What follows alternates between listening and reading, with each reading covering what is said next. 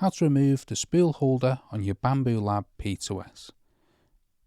First, we want to remove the PTF E-tube, which connects your Bambu Lab to the actual spool holder. What you want to do is push down this black coupler ring. You can do it with a fingernail or something like that, and then pull the PTFE tube out. Now with that removed, you want to remove the spool holder, and you want to pull it towards you, and this will release from your Bambu Lab P2S.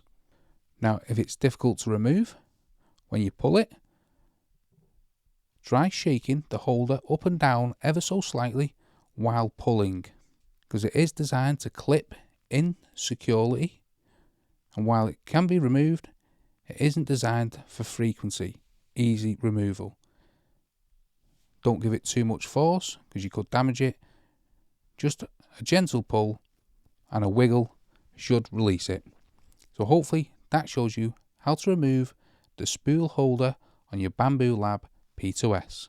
If it does, smash that like, smash the subscribe, and thanks for watching.